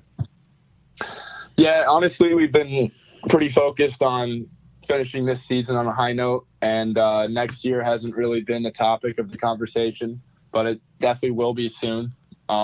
So really no comment on that. I can't really give you anything, unfortunately. Fair enough. It obviously depends. Yeah, it obviously depends where you finish the championship, because that money can definitely help out with some rides and some funding. As we all know, it's not all about your on-track performance. It's also about who's writing the checks. Yep. So Yes, that can help determine a little bit. But, yeah, right now just focused on finishing this season incredibly strong and competing for that championship, and that's the goal right now. Awesome. Who's on the car? Who's the sponsors for you this year? Yeah, so right now we have ICAP on the car, who is a brokerage firm. They'll be on the car for Watkins Glen and Road America. Red Team Ventures was also on the car as well. And then my agent, Aaron Studwell, EC Sports Management, is also on the car. He helps me out a lot behind the scenes. Really great guy. Helps me out behind the scenes with trying to acquire that funding to keep me on track and keeping me chasing my dream. That's awesome, man. I love it. Where can everybody follow you on social media? Yeah, so I'm on Twitter, Facebook, Instagram, and YouTube at Sam Paley Racing. All handles are the same. I post pretty actively on all 4 of those platforms. I like YouTube a lot too, because I post a lot of onboards on there. So that's cool. I definitely check that out. And then I update my socials pretty regularly throughout the race weekend, so you can always follow me on there. And then all the Mazda MX5 Cup races are live streamed. They're incredibly entertaining to watch. I definitely recommend watching them if you get a chance. They are live streamed on insta.com/live TV, or maybe TV Live. I always mix it up, but live TV or TV Live, and then also racer.com as well. Awesome. Very cool. Well, listen, man, best of luck at Watkins Glen and throughout the rest of the season. And we'll probably do one more of these at the end of the season and see how things panned out for you. Yeah, for sure. Hopefully it'll be good news. Absolutely, man. Awesome. Well, thanks for coming on, Lap Traffic Nation. Huge thanks to Sam Paley for calling back into the show. Sam, have a great rest of the summer. Best of luck racing, and we'll talk to you soon, man. Thanks for having me. Absolutely. Take care. All right, there you have ARCA driver Greg Van Alst. Great to talk to him for the first time. All right, it is time to close this thing out with some Lab Traffic Fantasy. What a great show tonight. Like I said, I love doing shows like this. Just the time flies by. It just flies by. Hope you guys have enjoyed this one. Okay, let's see. Where are we at? Where's my sheet? We got to do some fantasy. Just a reminder, get your picks in by 5 o'clock Eastern Standard Time. Check out the website for standings. Check out the website if you need to see who you've still got available. Keep using the hashtag LTFantasy. And we still have 10 Cup races to go in segment 2 before we set the playoff grid. So ample time. Like I said, no Lucky Dogs this week. And I didn't do a guest picker just because it was just the trucks. Not just the trucks, but it was only the trucks. Lots of ties, all that. We'll pick that. Plus, hey, almost 2 hours. This definitely would have added on if I had somebody else on for the fantasy. So, my pick last week, John Hunter Nemechek. I mean, I am just blown away because you are not going to believe who is leading segment 2. That would be yours truly, the Professor Brandon Crowd in first place, segment 2. Something tells me it'll be short-lived this week after Nashville. But yes, I am sitting atop of the leaderboard in segment 2 with 430. And no, there is no family collusion, I promise. But my uncle, Matt Crowd, is sitting in second place, followed by Brett Morris in third with 413, Pete Curvin in fourth with 410, Michael Mason in fifth with 407, Kenny Hunt in sixth with 403, two-way tie for seventh with Joel Nolf and Scott Wagner with 401, Stephen Florence in eighth with 398, Benton Wilson in ninth with 397, and Logan Cummings with 392 reps out our top 10. Again, if anybody thinks that there's something funky going on, 6 years of doing this, and I barely have I've only made the playoffs in my own league once. So yeah, trust me, there's this little momentum train is bound to end. Over to the bonus points, Kristen Haugland still kicking ass with 13 bonus points. In second is Jason Dickus with 9. David James and Tony LeVay are in third with 8 bonus points. Kim James, Kyle Garrett, and Mark Luddington have 7. And then it's just on down from there. A lot of people have 6, 5, 4, 3, 2, and 1. And then over to our current cumulative top 16. In first place is our segment 1 winner still. Kristen Hoagland is in first. Michael Mason is in second. Jason Dickus is in third. Tony Salt in fourth. Matt Crowd in fifth. Justin Hughes in sixth. Aaron Studwell in 7th, Steven Sawitzki in 8th, Henry Fletcher and Joel Nolf are tied for 9th. I have moved up to the top 10, Kim James and Michael Elliott in 11th, John Etwinsel in 12th, Scott Wagner in 13th, Charles LaPearl in 14th, Brett Morris in 15th, and Eric Rowles wraps up the top 16 cumulative standings. All right, let's make some picks. We are headed back to the birthplace of country music. We are going to Nashville, where Kyle Larson dominated last year, leading 264 of 300 laps. In fact, Chevy as a whole dominated with 6 drivers finishing in the top 10. We still have 10 more races to go in the regular season with a bunch of drivers still looking for the first win. You heard Dustin Albino and I talk about it earlier. Ryan Blaney, Martin Truex Jr., Christopher Bell, Eric Almirola, Kevin Harvick, Tyler Reddick, Austin Dillon, all in the top 16 and are still looking for their first win, with 4 drivers outside the top 16 with wins. Who wins this week in LT Fantasy? Who picks up the checkered flag? Who strums the country music guitar? We will find out this weekend, but first, I'm going to give you my picks, and this is probably my most diverse picks all season. In the Truck Series, I am going to go with Zane Smith. I think only used him a couple times. In the Xfinity Series, I am going to go with Noah Gragson. And my Cup pick this weekend is going to be Eric Almirola. There you have it. All right, Lap Traffic Nation, that is going to do it for episode 282 of the Lap Traffic Podcast. Just scratched the 2-hour mark. Haven't done that in a very, very long time. Make sure you check out the website, thelaptrafficpodcast.com, Twitter @LapTrafficPC. Huge thanks to Sam Paley, Greg Van Alst, Dustin Albino, The Orange Cone, Brian Neudorff, all for calling into the show. Don't forget to check out This Week at Nashville on NBC and all the Peacock affiliates, as well as Road America on the USA Network. Don't get caught chasing the lucky dog. Tune in each and every week to the Lap Traffic Podcast. See ya!